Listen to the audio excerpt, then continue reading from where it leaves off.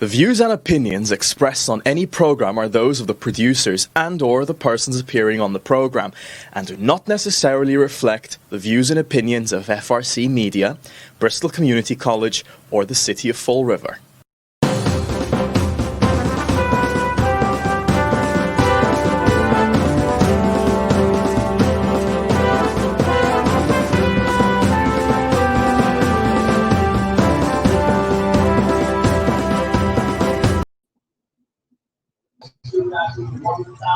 Well, hello. Welcome to Spindle City Straight Talk. I'm Chip. And I'm CJ. And we'll get right into Captain COVID. We'll get right into Captain COVID. Here goes the break. As of yesterday, we had 112,969 cases with 296 new cases, 8,529 deaths with 10 new deaths. Bristol County had 9,408 cases, and Fall River had 1,852 confirmed cases, which is an increase of 12 from yesterday. So, and we have no new reported deaths, which leaves us at 118. As you've noticed, we're seeing an increase in the COVID numbers. And this increase coincides with when we had the drive-in last time, which shows you that the social distancing and the mask situation was not properly or strictly enforced. And because it wasn't strictly enforced, I think that this is why we're seeing an increase. Again, this is my opinion. I don't have any scientific evidence to back it up. But the mayor has another drive-in scheduled for August 28th. And he went to the governor or the lieutenant governor, as I was told in an email, and said it was possible. And that email that I got back from the governor's office, from Terry McCormick, said that drive-ins are required to adhere to drive-in protocols which are part of the reopening plan. These protocols include requirements to social distance, and all such events must comply with those protocols without exception. Now, here's where the mayor has missed the exception. Okay, or what I say, vehicle capacity must be reduced to allow for adequately distancing between cars. Customers must remain in their vehicles at all times, except when purchasing concessions or using the restroom facilities. The mayor is telling people, like he did at the last drive-in, to bring chairs and blankets. Wrong. Customers must, doesn't say can, says must remain in their vehicles at all times, except when purchasing concessions or using the restroom facilities. Concessions may allow dining services, but must follow restaurant guidelines issued as part of the Commonwealth's reopening plan. Concession stand lines must have markers to ensure social distancing, and remote payment should be used when possible. Restroom lines must have markers to ensure social distancing, and facilities should be cleaned frequently to minimize the spread of COVID-19. Drive-in theaters are not restricted in what they show and may show content in addition to movies, e.g., pre-recorded concerts, graduation ceremonies, etc. Live performances must follow the rules for performances in theaters and performance venues, guidance located in the including distance between performers and between performers and the audience members. So we know that the mayor did not put markers on the ground. We know the mayor did not do proper cleaning of the restroom facilities. We know that the mayor did not require people to stay in their vehicles. We know that the mayor didn't do a lot of these things. Therefore, the mayor is violating the driving order. And unless he does it, come on the 28th, he's violating the order again. And I say now, I will make sure that the state police are there to enforce it. I'm not going to play this game anymore. This gets to be ridiculous when we get down to it. The rules are for everybody, not just for those that want them, and the elected officials to skip on the rules. That's not the way it works. So, Mr. Mayor, make sure that all your driving participants sit in their vehicles as required by the regulations. I'm getting tired of this crap. I have a little bit of aggravation going. Yeah.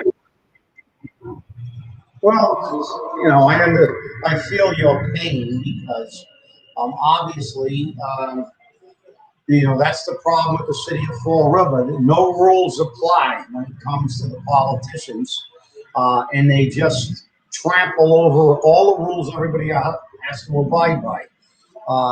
So they do it for their own personal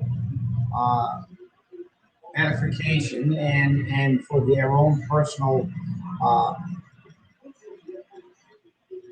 agendas. But It's for his just look at the political city glory. council last night. We had a clowncil meeting last night, and welcome taxpayers. You took it again. You took it again. Here comes the sunflower, the taxpayer sunflower smack. You got smacked again. They're bound and determined to get those rate increases. And again, they took an illegal vote because I don't care what Kadeem says, because Kadeem couldn't run a meeting if it was a one-man parade. He's another guy that is a political guy. We can violate the law, we can violate the rules because we're politicians. And I hate to tell you this, but they tabled the motion. The motion is not debatable when it's tabled, so it got tabled. But now there was a motion to remove the table from the table, which is a legal motion. It was seconded. Now, apparently, Kadeem was on the prevailing side of the motion to table. But then he used that prevailing side to remove it from the table to vote on a tie vote. There was no prevailing side on the original vote for the fee increase. Let me explain this to you people who never ran a meeting. Even when a motion is amended, you have to vote on the amendment to the motion. That has to prevail. And then you vote on the motion as amended in order to get it. This is a process. The motion to table was taken off the table properly. However, they could debate it all night, but they can't vote on it because whoever made the motion to reconsider was not on the prevailing side because the motion was a tie, 4-4.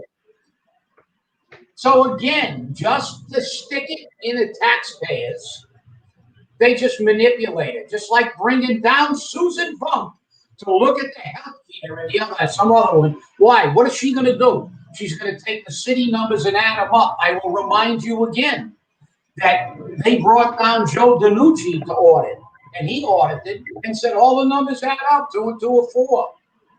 They're going to use their numbers and just check them. They're not going to look into things. And I've already requested, I believe Linda Pereira was the one who suggested it. So I've already spoken to Linda and said, I'd like to speak to Susan Bump when she comes down. I got specific things I want her to look at and give me her position.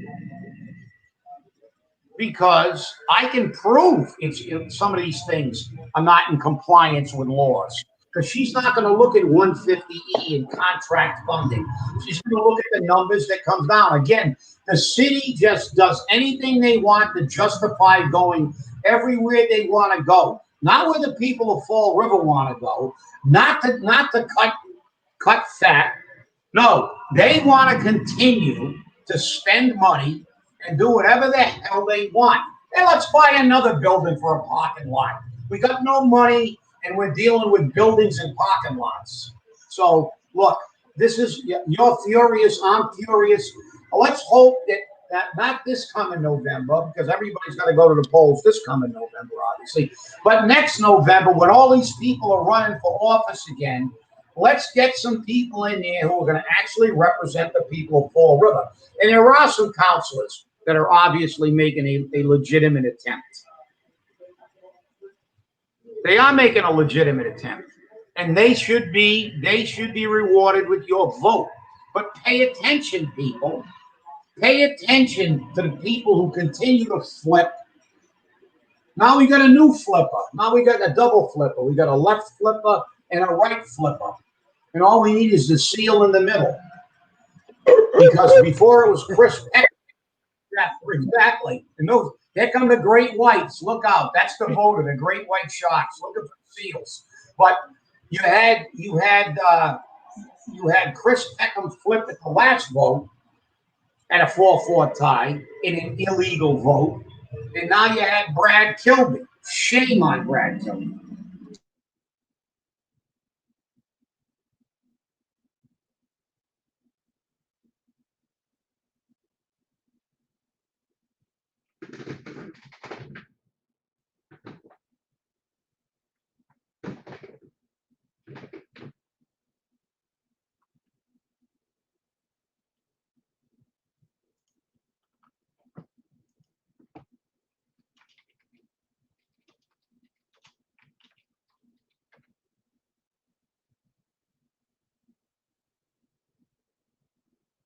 This thing's aggravating me. Now I can This hear. audio is ridiculous. I did not mute that thing. And it said I was muted. So now all that tirade was wasted, and I'm not even going to bother. They're just screwing you. Okay? No, we I'm not going to go back over that. We heard you up until Brad Kilby. So, but I don't know how my mic it mutes itself, but I don't care. The audio is abysmal on this stuff. But you were breaking up. I don't know if I'm breaking up. And well, you're not breaking up. The bottom line is there's got to be a revolt. There's got to be a change. We have to drain our portion of the swamp because this is getting totally out of control. And the sad fact is, I'm putting on my special hat. Next year is going to be worse because next year they're going to look to implement the debt override. And after they get through trying to screw up the health care and screw up and raise all the rates, they'll be back again. There's never, ever any attempt to have anybody stay within their budget. It's always just spend whatever you want, give everybody whatever they want, and we'll hit the taxpayer and the city and the lower paid city employees. Well, and so welcome to our world. I know, Jay, that you still have eyeballs, which I'm surprised because I know you stayed up till the wee hours of the evening watching that council meeting. I don't know how. I was looking behind you to see if there was like a 50-gallon drum of Pepto-Bismol or Mylanta after watching that meeting for that long, but I don't see it. I was getting it by IV. I was getting it by IV. All right. Yeah, the meeting was a joke. I knew that there was something going on when they brought Paul Ferlin and Mary Sahadi back. And of course, we heard there's going to be 14 layoffs. And here's why. Here's the key behind this. And Sean Kadim forgot that he mentioned this 2 months ago. If we go to a 112 budget, we will be in to the budget, now in this case, almost by a quarter. And then we won't be able to cut any money anywhere without serious problems. And guess what? We can't cut any money from the water department or the sewer department without serious problems because we've already spent it. We spent the money in the first 2 months that it was of the budget. They spend most of their money in the first 2 months of their budget. So it's already spent. So they can't cut anything except salaries.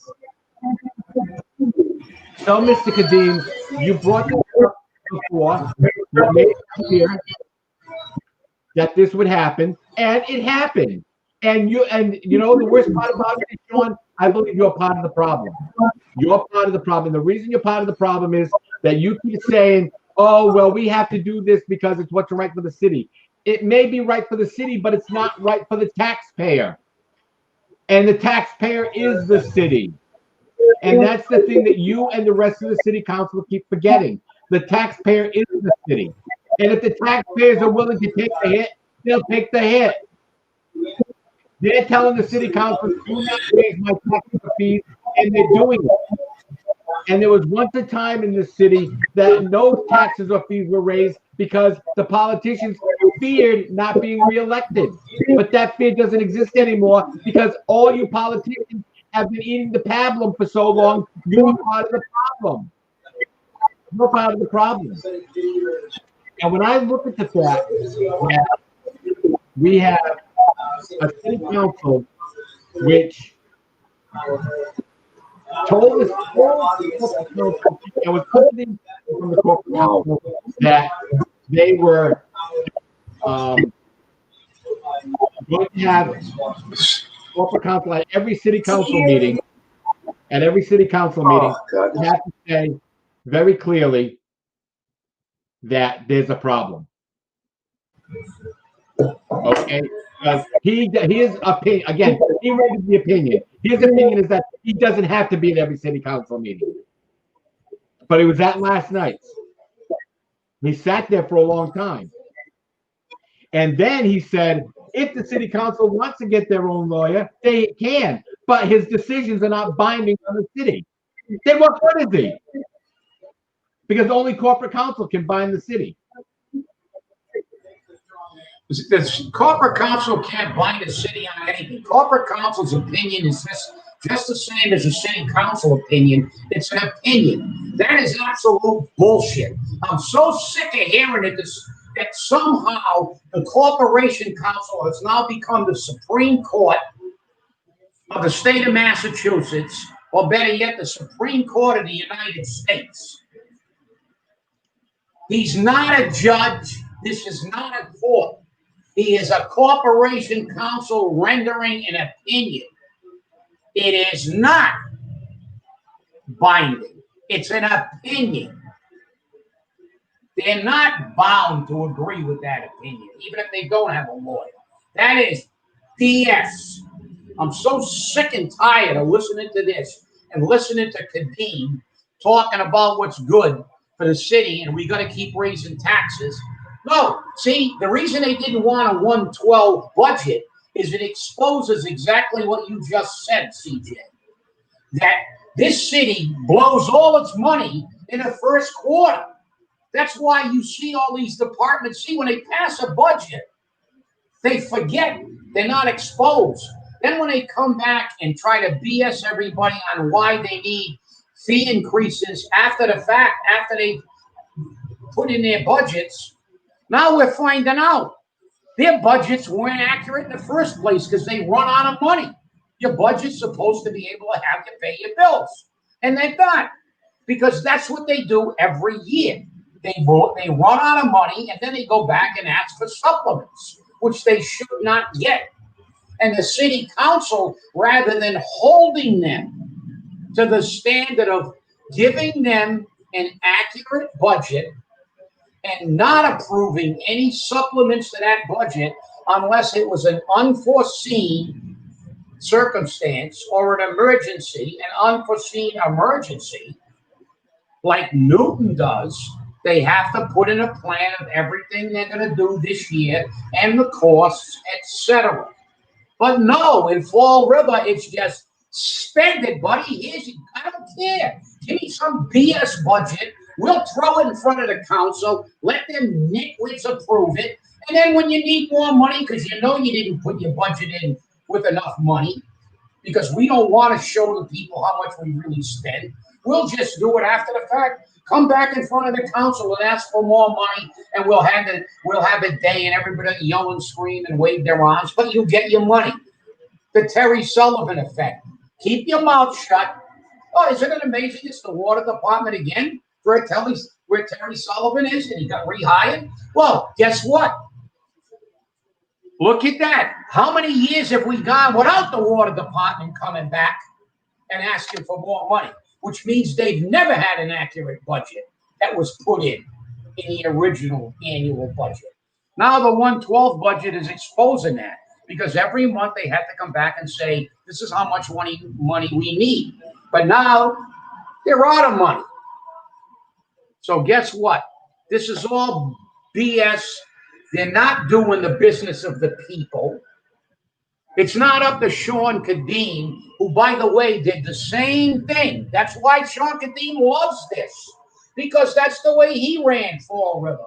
I sat in Boston, probably, I don't even know how many years ago now, maybe a decade, with Linda Pereira, when Sean Kadeem told our delegation, our state senator, and our reps, that the city of Fall River had a debt of $500 million. And that was a decade ago, if we added all our debt. But they still rob Peter to pay Paul, and they still think it's okay not to fund things so they can pay bills that money was not originally budgeted for. And that's why we need a forensic audit. We don't need Susan Bump coming down here to make sure that 2 and 2 makes 4. Joe DiNucci audited this city and said everything was okay, and it wasn't. Because all they do is look at the numbers that they're giving. And of course they're going to add up, because it's a reconciliation. So if I'm angry, you're damn right. And I am going to work my butt off after November, for the next November, to get some people and only support people who do the business of the people. And we're going to have a government of the people, by the people, and for the people. Not for the political patronage, by the political patrons. And that's the way it's going to be, because apparently we cannot get a majority of the council to care about the taxpayer. You know what the biggest surprise was to me? Guess who fought also to pass this water budget, this water rate? Leo Pelletier, the man of the people, voted to increase the water budget. Imagine that. He goes, well, we have to do it. We have to do it. That's the way it is. So we have to do it. You know, it was so inane. It was so stupid. It was unbelievable. And the worst part about it is, and think about this for a second, the city council passed the water department budget before they passed the rates. They improved bonding for the water department before they passed the rates. Then they went and fought on the rates. Don't you think you should have said no to the budget initially, no to the bonding, and first dealt with the rates? Doesn't that make common sense? So the solution for next year, the solution for next year, according to Sean Kadeem, is that the water department and Mary Sahadi will come before the city council in September and start discussing on how they are going to create a budget without increasing the water rates. You know that budget's never going to be created. You know that budget's never going to be created. You know how many times, you know, CJ, let's look at these piles of manure that they throw to show that, see, we're going to fix this. Next year, we're going to open up early. Next year, we're going to open up early. We're going to bring them in September. Do you remember how many times they said that they were going to have a separate fund to maintain streets in this city? All the way back to Bob Connors.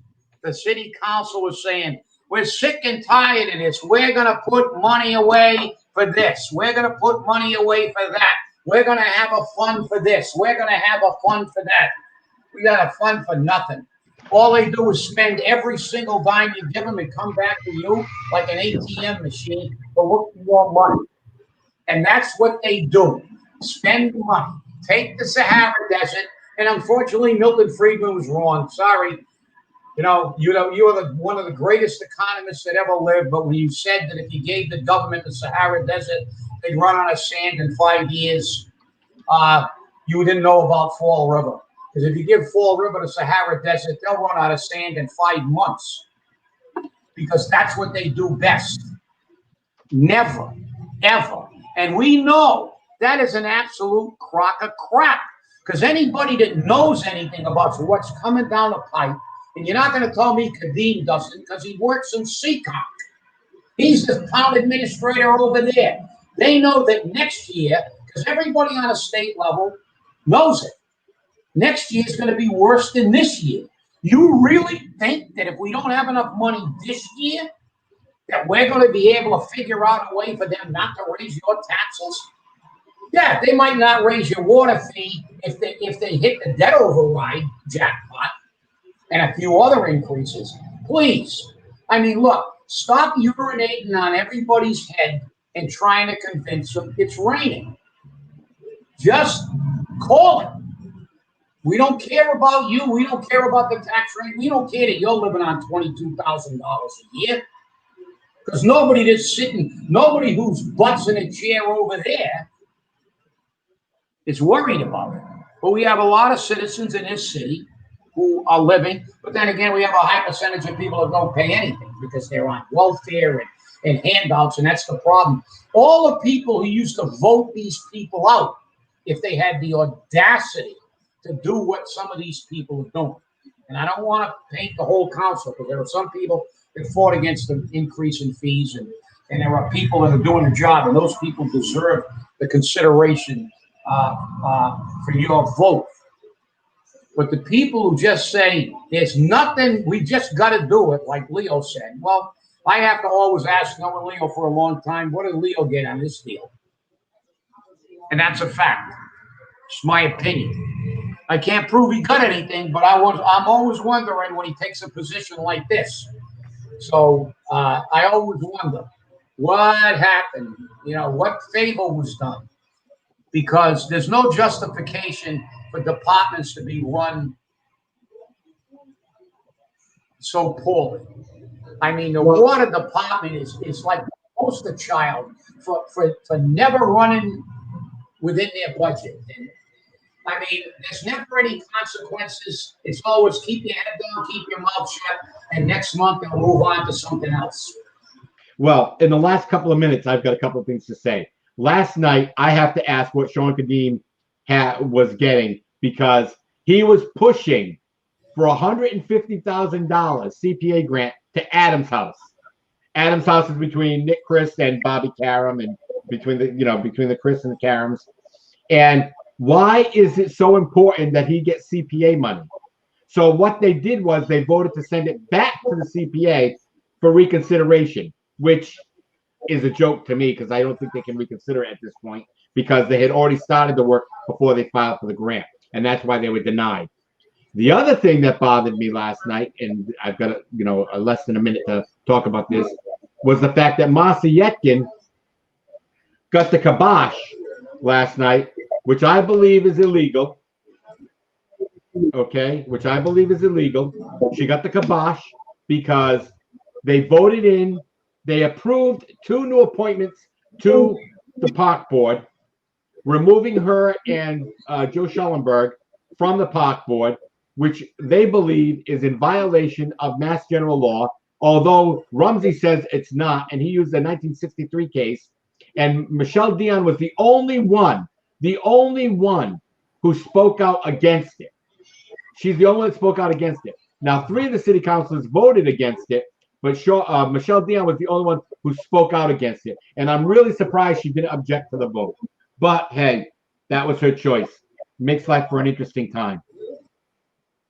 Made for an interesting meeting too, let me tell you.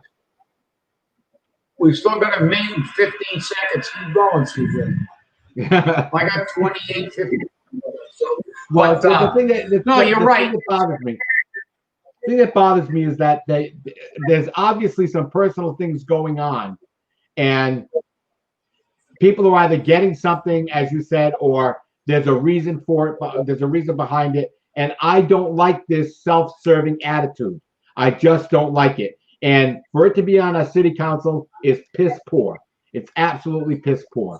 So that's the end of that. Thank you for watching. I really appreciate you inviting us into your home. And please remember your city councilors next time you're in the ballot box, because guess what? There's very few of them that care about you, and they don't care about your tax dollars. Thanks for watching. Stay safe, stay angry, and have a great day. And by the way, there's no law against you picking up the phone and calling them and chewing them out. So let's